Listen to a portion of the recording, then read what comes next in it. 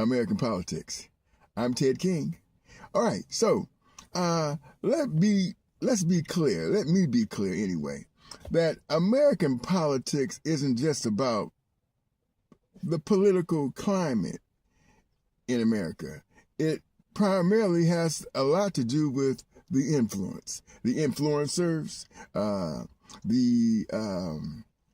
the donors, the big deep pocket people that may not have been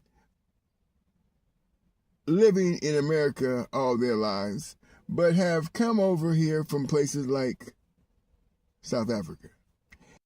Before I get started, don't forget to like and subscribe on YouTube, follow on Facebook, TikTok, and Instagram. If you see us on Twitter, give us a follow there as well.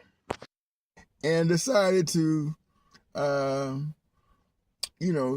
spread their seeds here in America to be able to be bigger influencers. And so I wanted to read this article. It says right here, because Elon Musk is back in the news today, ladies and gentlemen. I don't know if you noticed this, but I believe he's in the White House, or was in the White House, as early as, I believe, yesterday. And of course, the date of this telecast, this report is the 20th. I believe the day is the 20th. It is the day. Today is the 20th of November, 2025. And anyway, let me go ahead. And this is I seen this, I think, yesterday or the day before yesterday, and it caught my attention. But I was kind of busy, so I wasn't able to get to it. But I'm getting to it today. And here's an article written by it said Patnick 4 days ago, it says. So I'm gonna spell his name. It's spelled capital BIBHU, first name, Patnick, capital PATTNAIK. And this article was Benzaga. So it's on, once again, this is online, and it's basically been written on the online platform. Okay, so let me go ahead and read this. It says, opinion. Elon Musk's father said, and this is an opinion, it says, Elon Musk's father says America will collapse if white population becomes minority. You want to see the government go down? Question mark. So it's his quote, right? It's quote. You want to see the U.S. government go down? So Elon Musk is predicting that if the white population is of the minority, that this country is doomed. Okay, it's doomed. And oh, by the way, before I go into the further into this article, I want you all to be aware that Elon Musk is saying that without robotics being implemented in the future, that the United States will be further in debt, will never get out of debt. So there's a scheme of some plan of some sort to have robotics take over. And I can only imagine what kind of robots we're talking about, okay? Because the only type of new technology that has been able to, manifest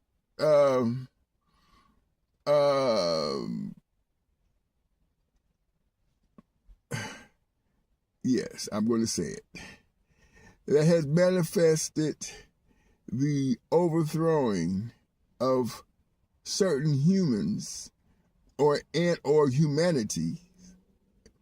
I'm going to say it one more time.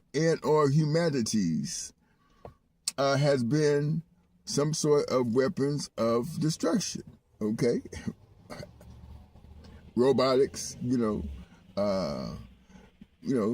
with guns, do I need to say more? Well, anyway, let me go ahead and read this, okay?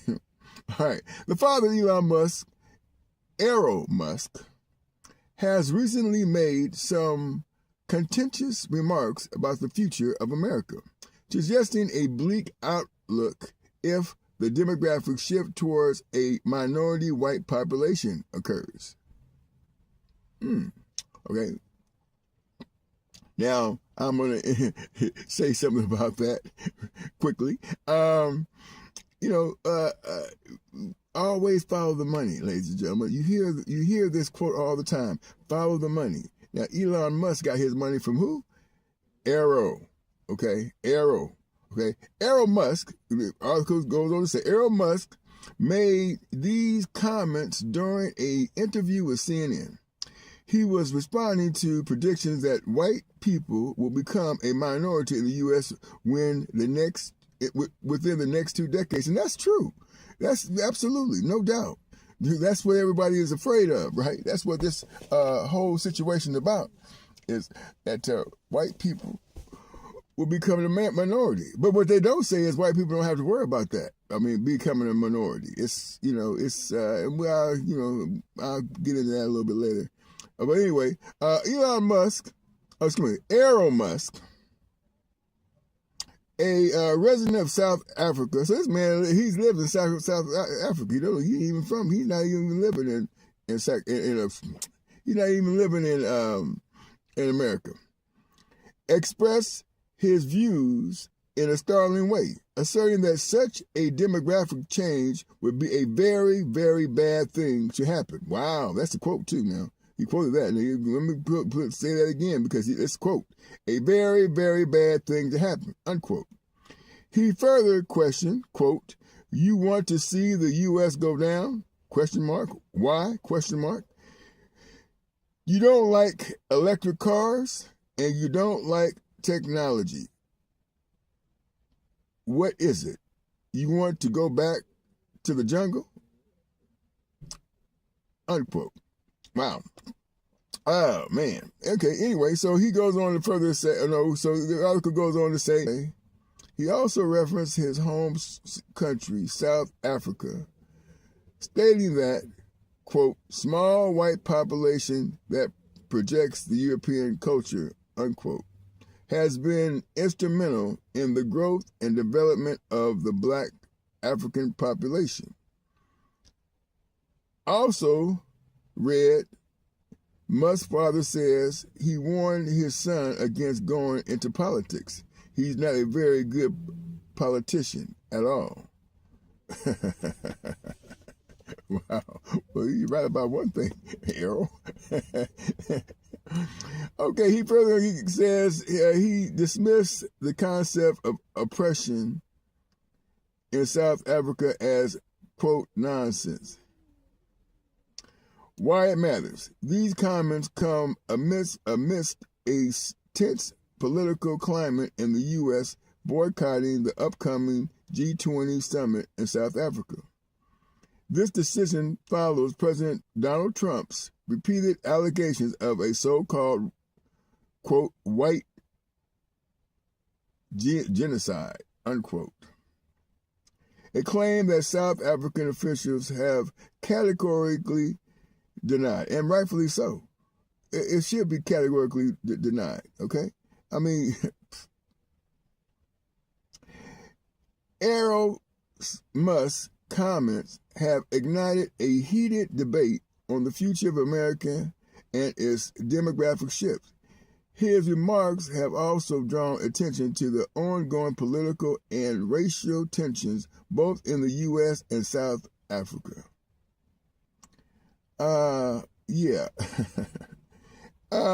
This is quite normal under these set of circumstances. I mean, because, there was a situation with but his son, Elon, made a gesture that looked similar to a Heil Hitler type sign. I mean, once again, what do I know, right?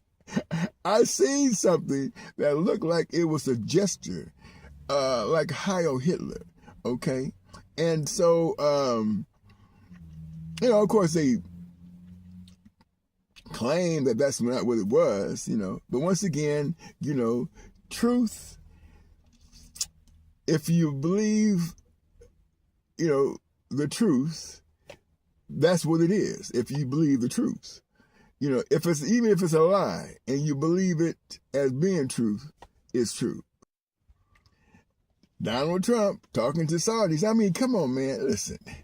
I mean, is it that big of a? I mean, is it really? And this is a country that claim to adhere to biblical principles, yet they want to be over men, other men, and women, of course. They want to be dominant over what in the Bible says only one entity, the Almighty God, has the capacity to be over men. And so, but they want to be like God. They want to take on the mantle. I'm going to be over you. You're a slave to me. Come on now. It's not going to work, okay? It's going to be a problem, okay? And so, till the man becomes humble and understand that, what? The capacity of man ruling over man is not the design. It's counterintuitive to what the design is. So, that's another story. But anyway, Elon back in the news. With Donald Trump, with these, Saudi Arabia, trying to get this money going back and forth and back and forth, back and forth and back and forth. And how see, this is the problem right here. How people think that Donald Trump, of all people, gonna be the savior. The savior of what? And that's what I just can't wrap my head around, how they figure he gonna be the savior. But even they people, he gonna be the one that's gonna save them. He is the most powerful, that he gonna be able to save them. Donald Trump ain't trying to save himself. Until a person can say, I can save me, you shouldn't be paying attention to whatever they say until they're able to say, okay, so if he says, okay, I'm going to get myself in a position to be able to grift the whole nation, I'm going to show you how I can do it.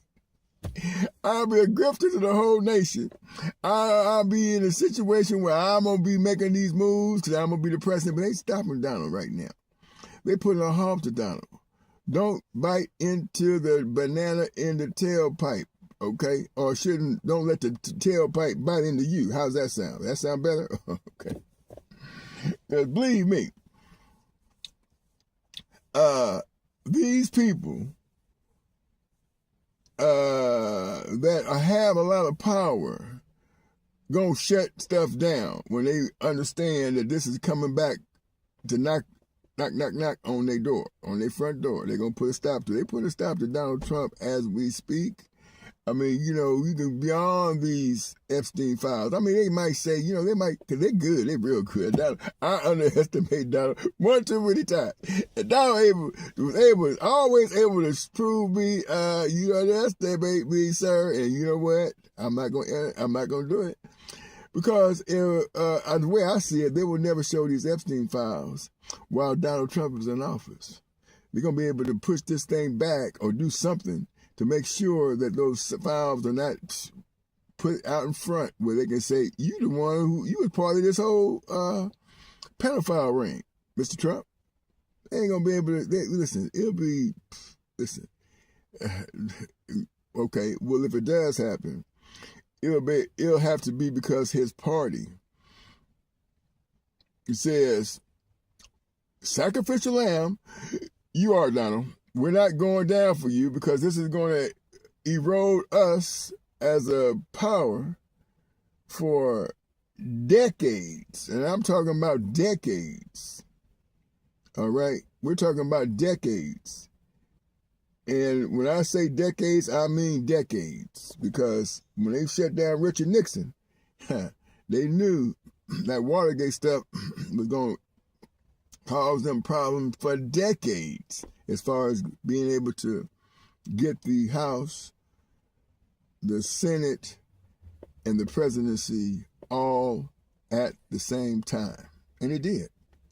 It did. This right here is going to really put them back. And then you're going to see Republicans jumping ship, jumping over there, same Republicans, jumping over there being Democrats. Oh, yeah, we're Democrats now. You know, we're good. I've seen and go jump over, just like they did in 1968, 64. When the Democrats signed the Civil Rights Bill, you got all kind of Republicans, excuse me, you got all kind of Democrats turn around. I'm Republican now. I'm Republican. And that's when this whole thing started.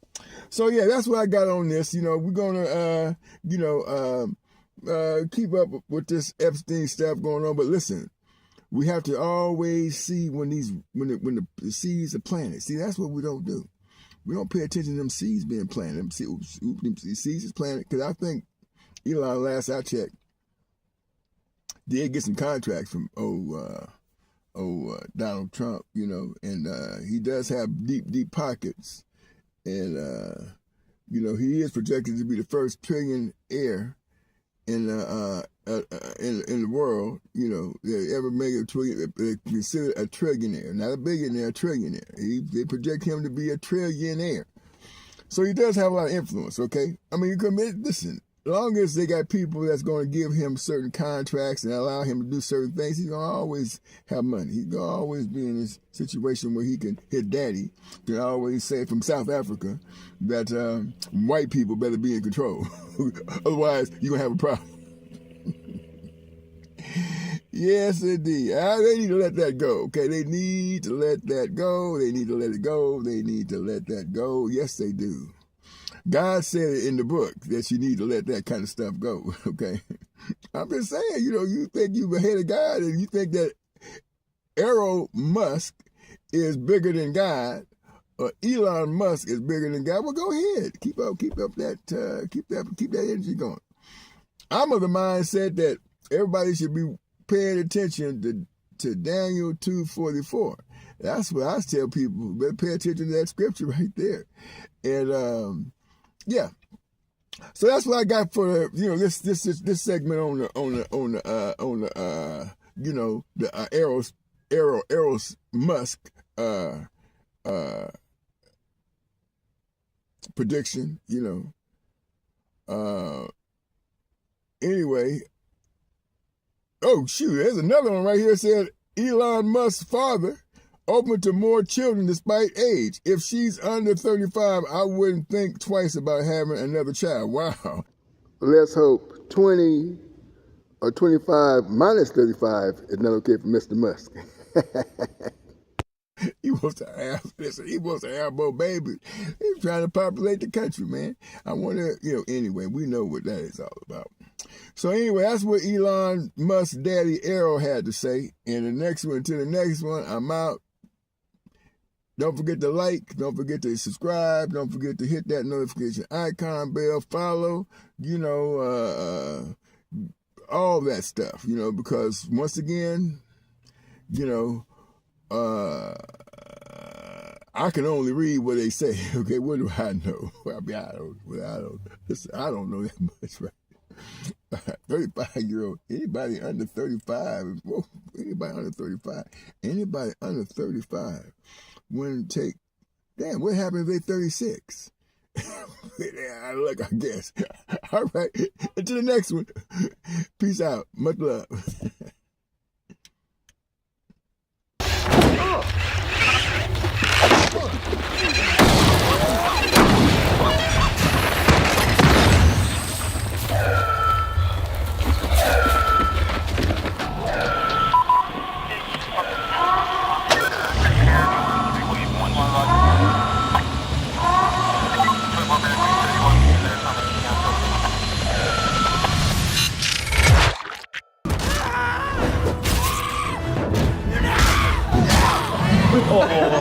We have one-to-one motion capture in real time in Unity. What's the coolest thing we can do? Yeah, you're done. Whoa! You got an alien! All right, what's next? That looks pretty good. I'm a perfect truck.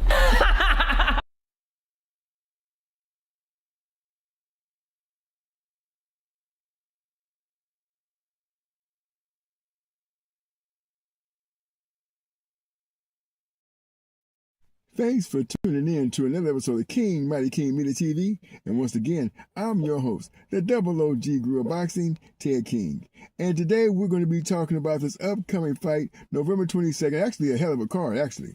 Yes, it's a good card, okay? The Riyadh fight card for November 22nd, 2025, headlined by David Benavidez versus Anthony Yarde, features several championship bouts, including Devin Haney versus Brian Norman Jr. for the WBO welterweight title. Now, that's going to be a very intriguing fight right there. All the fights are going to be intriguing, but this one in particular, the Haney versus Brian Norman Jr. And then, of course, and a unification fight between Jesse Bam Bam Rodriguez and Fernando Martinez for the super flyweight titles. Another title fight on the undercard is Abdullah Mason versus Sam Nokes for the WBO lightweight title.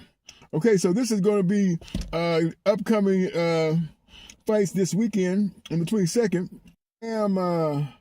Jesse Bam Rodriguez fight versus Fernando Martinez is also earmarked as one of the best fighters on the card, should be anticipated as one of the best fight on the card. And of course, Bam Rodriguez, in my opinion, is definitely a pound for pound, top 10 pound for pound fighter today. He possesses, in my opinion, very good lateral movement from boxing from the southpaw position. So that's going to be a problem for anybody that fights him. He's got good feet, good movement, and good power. And he's definitely akin to, in my opinion, not like Salvador Sanchez, but Salvador Sanchez-like. Okay, if that makes sense. He's going to be very difficult to beat, even though this fight is earmarked as one of the best fights on the card. I don't see this as going to be a problem for Bam Bam Rodriguez. That's my opinion. But we're going to listen to what both Bam Bam and Rodriguez and Martinez has to say. Feeling good. Just another day of training. My name is Jesse Bam Rodriguez, 25 years old. I am born and raised in San Antonio, Texas. I fight in the super flyweight division, 115 pounds. Nice uppercut and the left hand floors Gallo Estrada. So far in my career, I've accomplished unified champion 2-time. WBC and Ring Magazine super flyweight champion of the world. Training out here in Riverside, Moreno Valley. Since the beginning of my career, I was training alongside world champions, so just being able to pick that up firsthand, I think that's a huge advantage. I'm surrounded by greatness, so how can I not become great myself? Chose boxing because I wanted to be like my big brother. He had always wanted to box, and then my mom never let him. And then just one day she let up and decided to let him try it out, go to the gym, and then I tagged along with him for like 2 weeks, but I was just watching in the stands. And then on that third week, I just went in and tried it myself and stuck with it ever since. And 3 fights I lost, so I just stuck with it and won my first fight. And after that, I just fell in love with it. So show me your jab. I met him when he was like 10 or 11. I was training Nonito Donaire. He had a fight in San Antonio. During the media workout, Nonito invited a kid into the ring to shadow box with him. And Bam stepped into the ring. Nonito said, this kid's gonna be special. His angles, man, his footwork, it's just beautiful. He's gonna be good, man. He's challenging himself to fight a world champion, and a big name, a Hall of Famer. That's what motivates him. Rodriguez in his hometown, putting on the performance of a lifetime. From La Boca, Buenos Aires, Argentina, he will be challenging Jesse Bam Rodriguez in a 12-round super flyweight world championship. Let's welcome the world champion, This is an Fernando action-packed fight. I have Bam Bam Rodriguez over Martinez. Now, let's go to the Norman I know versus Puma's Haney training like never before because this is the biggest fight of his career.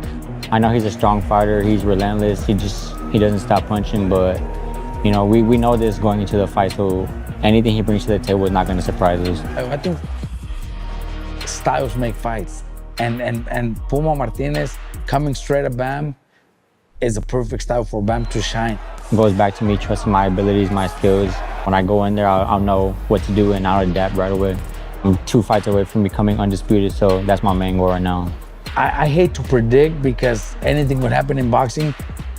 I truly believe it's going to be a fight where Bam wins by knockout. I just know for sure I'm winning. My hand will be raised at the end of the night and go home to my kids. 22-0 with his 15th knockout, and on to November 22nd where he'll face Fernando Puma Martinez.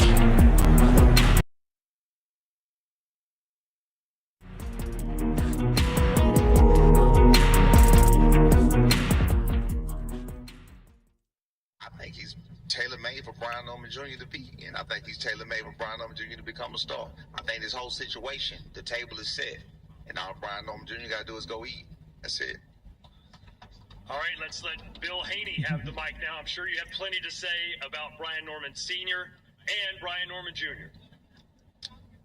Well, first, I want to thank Allah for this opportunity. It's been quite a journey, you know, and I'm going to ask for all the patience in him to give me to not just go in on that clown over there. You dig what I'm saying?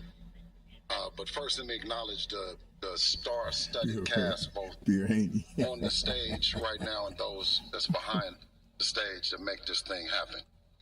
I've had quite some mentors in this business. I see Jay over there, you know what I mean, with Abdullah Mason, a tremendous talent who's fighting for a championship, something that dreams are made of. He comes from a great family of boys and men that's been standing on business, and now they have their opportunity. Of course, you got the Benavidez's who paved the way and trailblazed the way for guys like us to be independent. He started at like 16, 17, and I've been tapped in with Benavidez from the beginning. And you got Tunde. That's right, brother. He fought to be up on this stage. His name wasn't up on here, but he represents this shit. And the clown over there, you dig what I'm saying? He came for the show, but he's going to get his in a minute. You know what I'm saying? So Tunde and Anthony Yard, I knew them from coming to the Mayweather gym across the pond, and Tunde learning the game from Floyd and putting it down. So to see them on the stage and them two families getting a bunch of money means a whole lot to me. Reno, you know, you speak for yourself, and what he's doing in boxing behind the scenes with Turkey Al-Sheikh, and giving us the opportunity. The one thing when I met Turkey, I said, listen, I don't know what everybody else got to say to you, but I need to tell you we've been getting robbed.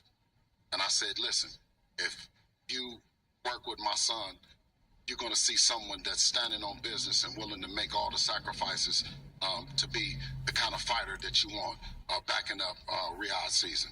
So here we are. They have a great relationship. That Devin is standing on business, just like Reno said, and it didn't matter who it was.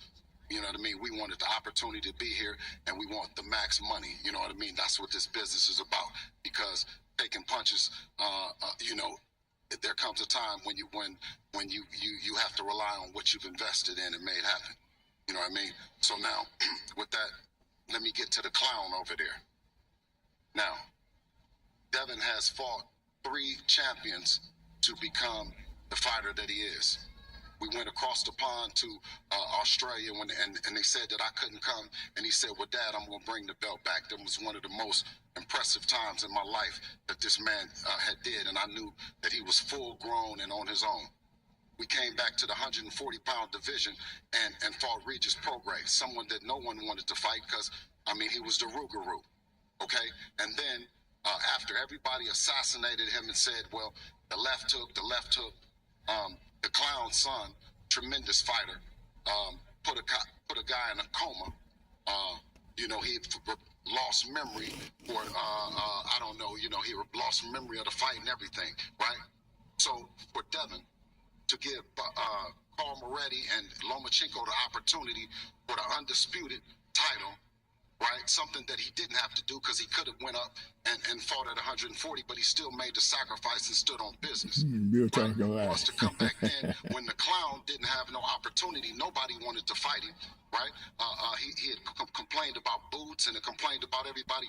Where was he going to have an opportunity to be on this stage right here if Devin didn't give him the opportunity? I don't know if he's ungrateful, he's just slow, or he's just capping, but you should have took longer when you had the mic, dummy. You dig what I'm saying? So I'm going to wrap this up with Alhamdulillah, and it's a great opportunity. Thank you for everybody on this stage for giving us the opportunity to grace it with you. So I want to say, thank you, Bill, for that bullshit ass speech. So check this out right here. So hold on, check this out right here. You got a man in Bill Haney who literally just said to me, who was gonna fight my son? Not to mention this fight with Devin Haney was made 7 days after my son just made the knockout of the year. Less than 7 days. So what the hell do you mean who was gonna fight my son? You never gave an opportunity. You don't know what the hell we had on the table. You have no clue who was gonna fight my son. Don't tell me nobody was looking for him. He had just fought. Devin had fought since May. You just made the statement and said you went to Turkey Al-Sheikh and said if you back up Devin, this is gonna be the best. He was the most bullshit fight on the card. He was the worst one, literally. He was literally the worst one on the card. Can we admit that? Hell no, we can't admit that. Let me ask you this. Let me ask you this. You talk. Hey, sir. Sir, let me ask you. Is your son the best fighter at 147 pounds? Is he the most dangerous and feared fighter at 147 pounds, sir? Absolutely, but we already know that. We was talking about that. Let's keep it right. Let's keep it right. We was talking about that. See, listen. See, here's the problem. Wait, let me tell you the problem. What happens? So what you did was you brought a bunch of goopy hoes, all your fellas that you paid to bring. You brought a bunch of goopy hoes, and now what they doing is they fucking the whole press conference up for you and me. That's what they doing. We trying to get active. They trying to do all they little. They trying to get somebody. That's what they want to put something on the table for me and him to wrestle on this motherfucking stage. Then just let it be known, and we can get to it. Other than that, let's get to having a great night in boxing. The last time social media heard Bill Haney said, "I'm gonna make my pro debut against." Well, let's see right now. Come on, let's see right now. Well, let's go then. What we gonna do? What the hell we gonna do? Look at him. He hot. He hot. He hot. He hot. He hot. He hot. Man, come on, bro. What we talking about? All right, who wants to hear from their sons? Anybody here want to hear from the guys actually fighting on Saturday night? Hold on. Listen. You supposed to be fighting me, Bill. Okay. You supposed to be fighting me. When we gonna fight? Okay, listen. Right now, if you want to. But listen, let me just say You this. said it was on site, Negro. I done seen you 5 times. Okay. Shout out to the professionalism in this guy to come out when he did. This is amazing town. We've been here since November the 1st, right? And what we have is what we call when you get acclimated in Saudi, we got that bounce. You dig? Now tell him, let's see that bounce over there. Stiff as boards over there, you dig? November 22nd, my son gonna punish you. All right, let's hear now from Devin Haney. Devin, for the first time in your career, I believe, you are the underdog in this matchup. Do you feel everything you've accomplished in your career that you should be the favorite? Not anymore. I think it was an update in the odds. No, sir. He's still the underdog. He's still the underdog. Check again. No, alhamdulillah, I'm happy that He's still underdog. To be here. I thank Allah for this opportunity. I thank His Excellency Turkey Al-Sheikh for giving me this opportunity to be fighting here in Riyadh. This is a dream come true of mine. A dream come true of mine to be fighting for another world title. And this is not my first rodeo, so it won't be anything different. I look to bring back the WBO title back home to me and my family, my team, and yeah. All right.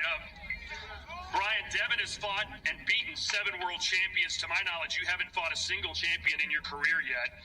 What do you say to those who believe you're not ready to deal with someone of his caliber?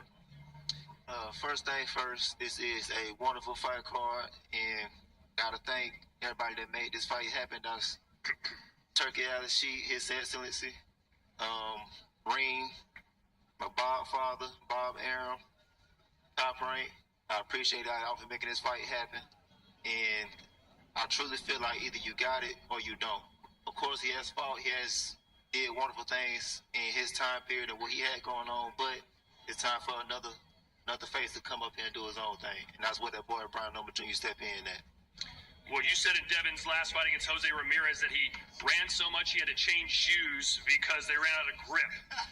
That said, he won basically every round of that fight. How do you plan to force him into exchanges with you when other fighters haven't been able to seem to do that? I mean, it's only so far you can go. We in the box. It's not like he could just run forever. So no matter if he run or he stay there, no matter what, the boy going to sleep. And Devin, what's your strategy for Brian? He says there's no way that you're going to stand in the pocket and exchange with him. Is that true? Yeah, I mean, we fight everybody, different. Like I said, this is not my first rodeo. I fought Ramirez different than I fought Loma. I fought Loma different than I fought Regis. So, the world got to see, what game plan me and my team has drawn up, and I'm gonna beat this guy. Well, in a recent face-to-face interview, you said he was just another guy. He's a bum. Why do you feel that way about him? No, I think he's a great fighter. Oh, there you go. Well, Devin, what's your prediction for Saturday? Devin Haney, WBO champion.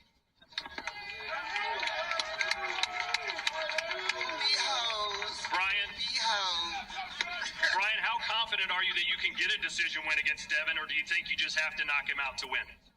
I can win by any means necessary. If I want to go to the cards, I could do that. If I want to knock him out, I'm definitely going to do that anyway, as is. It's me stamping my name in the game. So what will happen Saturday? How do you win? The boy going to sleep, dog. All right. All right, now let's hear from the WBC and WBA champion of the world, David Benavidez. Here we go. David, in your opinion, from what you've seen from Anthony, where does he rank amongst your toughest opponents? First of all, I want to thank God. I want to thank Turki Al-Sheikh. I want to thank Al Heyman, Luis Kuglis Jr., for making this fight possible. I've had my eye on Anthony Yarde for a long, long time. I know he's a great fighter. He has a lot of heart. He has a lot of power. And the thing I like about Anthony Yarde, that no matter who he's up against, he's in there to make it a great fight.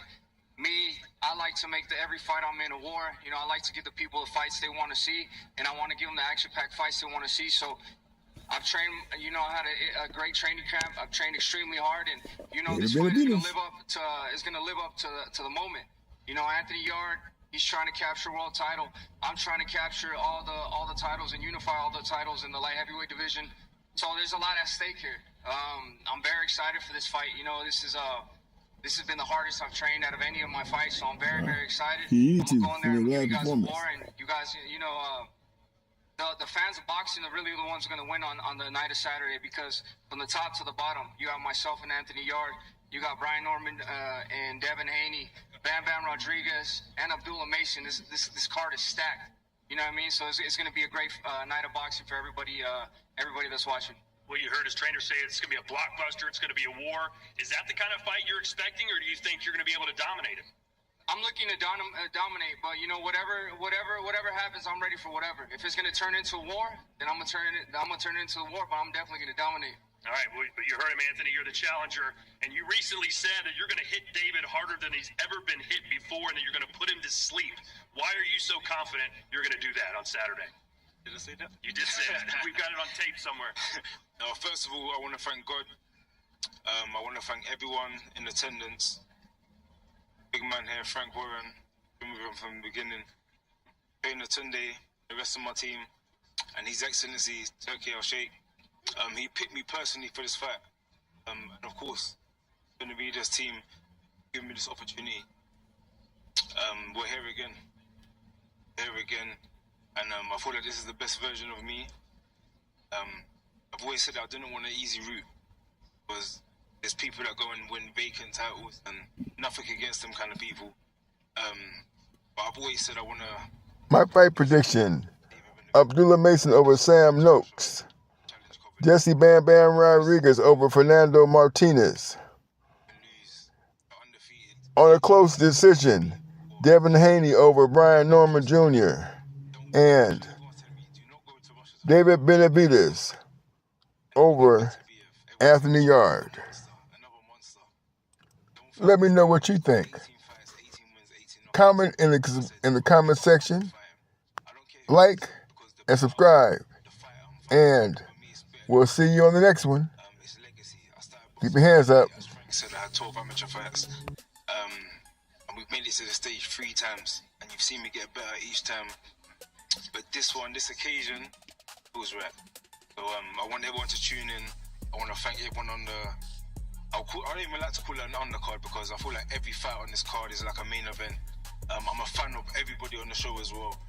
So let's make it happen. Let's put on an excellent night of boxing and make this one for the history books. This is another episode of the most dangerous combat sport in the world, American politics. And once again, I'm your host, Ted King. Trump signs funding bill to end longest U.S. government shutdown. The president signs a bill to restart federal operations after House passes measure in 222 to 209 vote.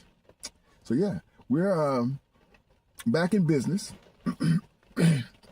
And of course, you get murmurs from both sides saying that we gave too much and we did all this shutdown. And how do we gain leverage? And of course, we know that on November, which is this month, when they had the elections, the Democrats swept victories across the nation. So, of course, that was part of the shutdown process because, once again, we're dealing with a lot of people who are middlemen, okay, and playing the game with other people's money. That's what it is, right? We have donors who are contributing for their agenda. And then, of course, we have the citizens of the United States paying taxes, in a sense, donating taxes to support their agenda, the middlemen's agenda. That's how this thing works, ladies and gentlemen. And that's what we need to understand. So, you have, from the Democratic side, people talking about their colleagues and perhaps trying to get rid of the leader, Schumer, get him to step down because his stance is not hard enough. His position to give in is something that they deem as weak. So, but Schumer, of course, he's been playing to his demographic, and I don't need to talk about what that is. And that demographic is the ones who carry the most dollars. So, to get rid of Schumer, someone would have to be a big advocate to be able to fundraise. Okay, a person who can advocate fundraising in a big way, because basically the demographic of Leader Schumer's, his contributors have big, deep pockets. And so, yeah, it's a money game, of course, and no matter how we play it, that's what it is. Likewise, that's how, until you understand that, we need to understand that's what gets people elected into office, and big dollars, okay? It's big money. All right, so the longest U.S. government shutdown in history ended Wednesday after more than 42 days. Following the House of Representatives passage of a bill negotiated by Republicans and a splinter group of Democrat-aligned senators. Okay, so this is what happened, like I said. Okay, the compromise sets the stage for government operations to return to normal through January, while leaving unresolved the issues of expiring tax credits for Affordable Care Act or Obama health plans, which most Democrats demanded to extend in any deal to reopen the government. And that's what they were talking about. That's what they demanded, but that's not what, in fact, happened. Although, they have until the beginning of next year to, of course, fight a different battle, same fight, but I should say the same war, but different battle. Yeah, it makes more sense. Yeah, it's the same war, but it's a different battle to tackle this Now, they needed to open up the government. They needed to do that, right? And so that's what they did. So they're going to just reset and then go back at it essentially in January. Okay. After it was revealed over the weekend, the Senate approved the compromise on Monday, and the House followed suit 2 days later by a margin of 222 in favor and 209 against, with 2 not voting. Donald Trump signed the bill on Wednesday night, saying, "We're sending a clear message that we will never give in to extortion," because that's what it was. The Democrats tried to extort our country. Now, this is another thing that, remember, in this politics, this is a political arena. We must understand one thing, that, there are untruths on both sides, right? And the untruth that you believe is not a lie, right? Yeah, I mean, it's a lie, basically. An untruth is a lie. But when we don't, they're able to mouthpiece their way into making us believe that the lie is the truth, then that's what it is. And so until we understand this political game, mouthpiece game, okay, that's what it is. The lies that they tell, if we believe them, then of course, once again, it's not a lie. So, that's what we have to, we have to kind of sift through the lies. And there's no bigger liar than our president. Yeah. Okay, so 6 Democrats broke with party to vote for the bill. Adam Gray of California, Tom Suozzi of New York now, excuse me if I'm pronouncing the name wrong, it's spelled Suozzi of New York, Mary Gluesenkamp Perez of Washington, Don Davis of North Carolina, Henry Cuellar of Texas, and Jared Golden of Maine.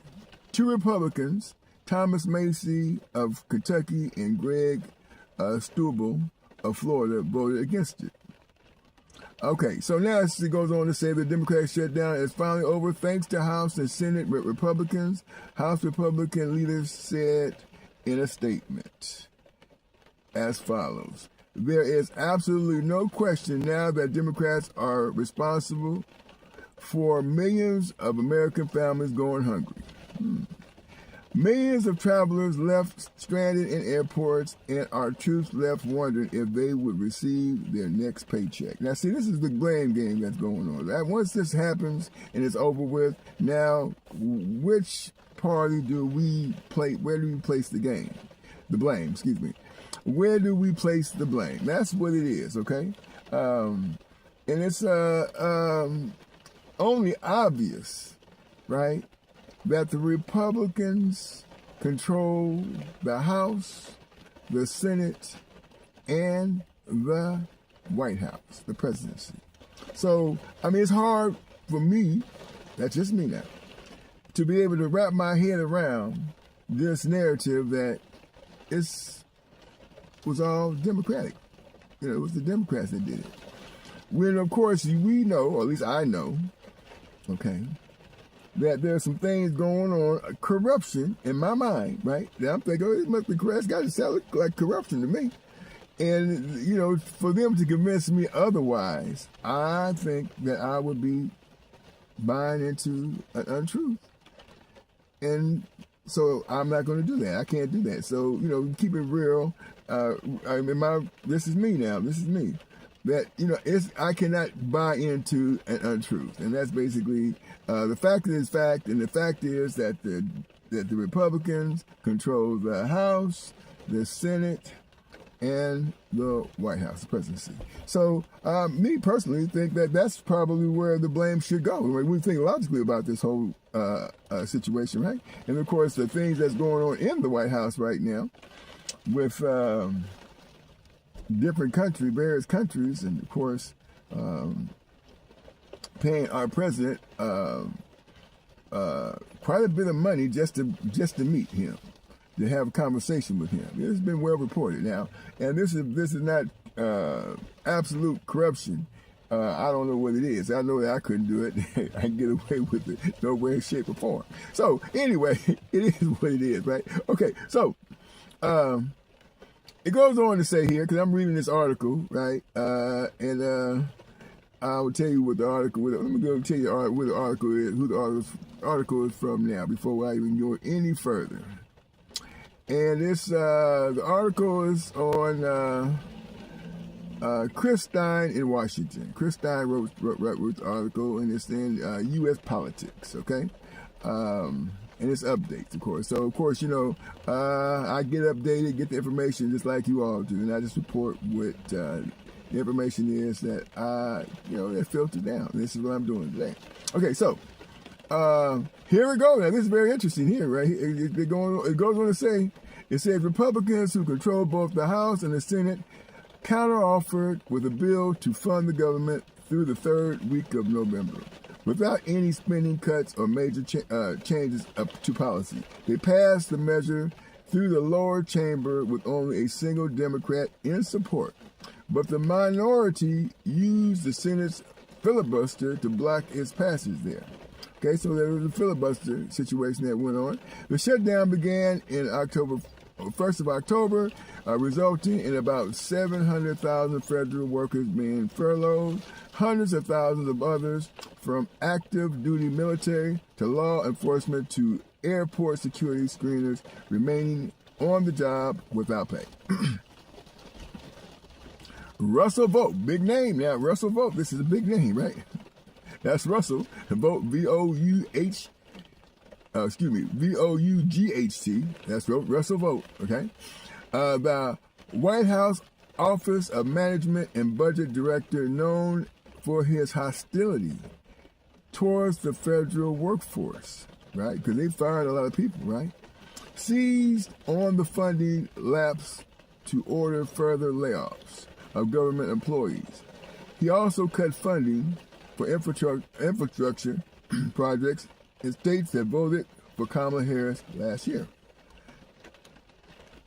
Okay, so though Trump ordered military members be paid in a move that many experts call probably illegal, other federal workers missed paychecks. Food banks began reporting increased demands as the shutdown went on, with the need worsening after the White House halted payments under the Supplementary Nutrition Assistance Program, or food stamps, citing the government funding lapse. Now, this funds for the food stamps was there. You know, they reported the money's there for food stamps, but someone said we're not going to distribute the money for food stamps, for SNAP benefits. Now, if the Republicans control the House, the Senate, and the presidency, who is behind that? Okay, so anyway, let's move on. Last week, Sean Duffy, the Transportation Secretary, ordered a cutback in flights at U.S. airports, saying air traffic controllers were facing unprecedented strains after weeks of unpaid work. Widespread flight cancellations were reported in the days that followed. Now, we know this is November, okay? And we're treading into the holiday season where people do a lot of traveling. And it's very important that these air traffic controllers are in place to make sure people are safe in the airways. Yeah, you know, these airways are very important. They need to, they have to have these air traffic controllers in place. So that was the pressure, that was pressure right there on on both parties, but primarily the Republican Party, to make this thing happen, to make it go, because time was not on their side. And of course, the American people have spoken regarding, especially when you say, there was someone said on day one, prices in this country was going to be going down as soon as they became the President of the United States. One of those people who was running for the office of the President of the United States made that statement that on day one, prices for the American people would go down. Yeah. So, anyway, Democratic leaders said the wins vindicated their strategy in the funding fight. A statement Trump echoed saying, and this is a quote, "The shutdown is a big factor," unquote. In the GOP's poor performance, he began pressing Republican senators to scrap the filibuster, which would have negated the 60-vote threshold spending legislation needs to clear in the chamber where the GOP holds 53 seats, which is without, anyway, he tried to, to get that filibuster out of the way so they could do what they wanted to do. That didn't happen, okay? Meanwhile, a small group of modern members of the Senate Democratic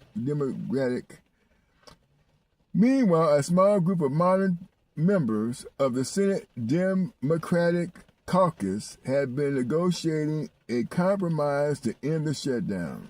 It ended up funding the government through January and undoing the layoffs the Trump administration had ordered after the shutdown began. Now, this was a Trump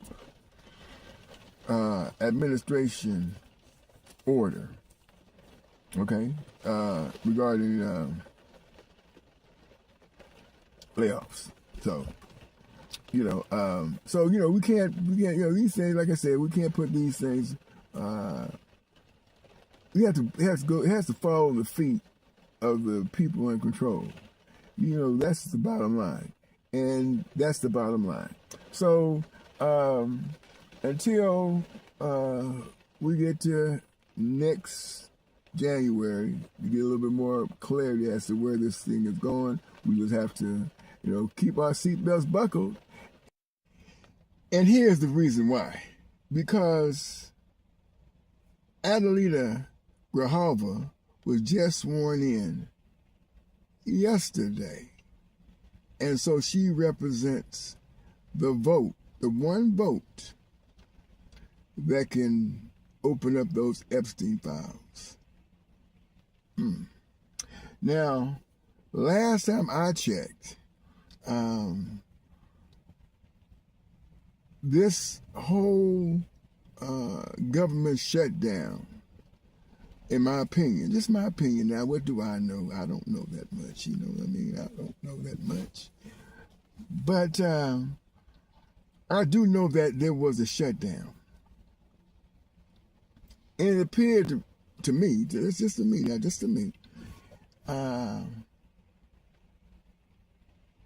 that there was a big reason behind that. And now that the government is reopened and Adelita Grijalva is now been sworn in, and she's the deciding vote to open up those files, somebody is shaking in their boots right about now.